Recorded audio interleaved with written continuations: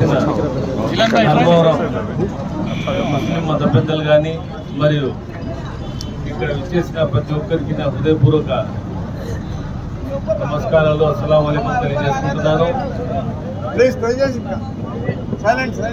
ఏదైతే వక్ఫ్ బిల్లు సవరణ పేరుతో కేంద్ర ప్రభుత్వం అని చెప్పే కన్నా బీజేపీ ప్రభుత్వం ముస్లింలకు ధోకా చేస్తుందో దానికి నిరసనగా ఈరోజు ధర్మవరం పట్టణంలో ముస్లిం మత పెద్దలు నిరాదీక్ష చేస్తున్నారు. దానికి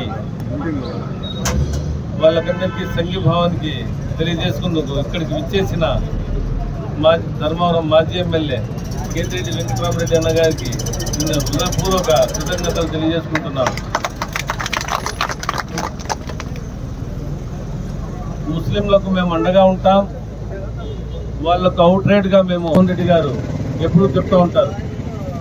ఈ వక్ఫ్ బిల్లు గురించి నేను ఒకసారి విజయవాడకు పోవడం జరిగింది. ఆ రోజు సార్ వక్ఫ్ బిల్లుకు మీరు తప్పకుండా సపోర్ట్ చేయాలి, ముస్లింలకు అండగా ఉండాలి, వక్ఫ్ బోర్డు ఈ సవరణ బిల్లు ఏందనే దాని గురించి చాలాసేపు మాట్లాడడం జరిగింది. దానికి ఆయన ఆ రోజే చెప్పినారు. మేము చెప్పకముందే మేము ముస్లింలకు అవుట్ రైట్ గా మా పార్టీ సపోర్ట్ చేస్తుంది, కాబట్టి మీరు ఏం చెప్పినా గానీ మీకు అండగా ఉంటామని చెప్పినారు. అలాగే వక్ఫ్ బిల్లు సవరణ తర్వాత మా పార్టీ సుప్రీంకోర్టులో కూడా అప్పీల్ చేసింది. ఏదైతే సవరణ జరిగిందో ఇది తప్పు, దాంట్లో ఇవన్నీ సవరణలు ఉండాలి, అదేగాక ఈ వక్ఫ్ బోర్డు సవరణ అనేది ఉండకూడదు అనేదే మా పార్టీ అభిప్రాయం.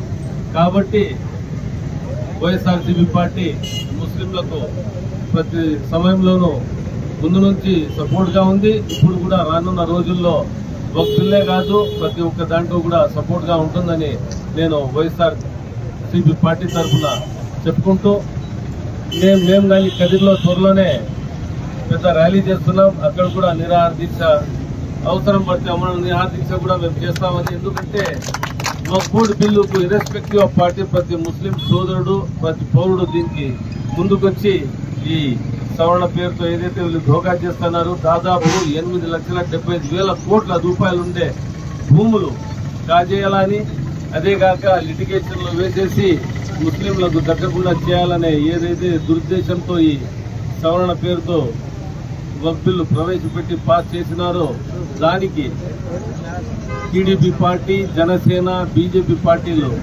మద్దతిచ్చి బీజేపీ ప్రవేశపెడితే ఈ తోక పార్టీలు టీడీపీ పార్టీ, జనసేన వీళ్ళంతా సపోర్ట్ చేసి ఈ బిల్లు పాస్ అయ్యేదానికి కారణమైనారు. కాబట్టి ప్రతి ముస్లిం సోదరుడు పౌరుడు అందరూ గమనించాల్సిన విషయం ఏమంటే టీడీపీ అనేది ముస్లింల ద్రోహి. టీడీపీ పార్టీ కానీ చంద్రబాబు నాయుడు ఎల్లప్పుడూ ముస్లింల ద్రోహి, ముస్లింలకు వెన్నుపోటు పుట్టిందే. ఎలక్షన్ అప్పుడు మైనారిటీస్ అంటారు, ఎలక్షన్ల తర్వాత ఆ మాట మర్చిపోతారు. ఎప్పుడు నిలబడింది వైఎస్ఆర్సీపీ పార్టీ. వైఎస్ఆర్సీపీలో ఉండే నాయకులు ప్రత్యేకంగా ధర్మవరంలో మీరంతా చూసినారు. వెంకటరామరెడ్డి అన్న ముస్లింలతో ఎంత కలిసి ఉంటారు, వాళ్ళ సమస్యలు ముందు నుంచి తీసుకున్నారు. ఈ దాంట్లో కూడా ఆయన తప్పకుండా మాకు ఆయన నిలబడతాడు, చేదోడు వాదోడుగా ఉంటాడని మేము భావిస్తూ ఈ అవకాశం ఇచ్చిన ప్రతి ఒక్కరికి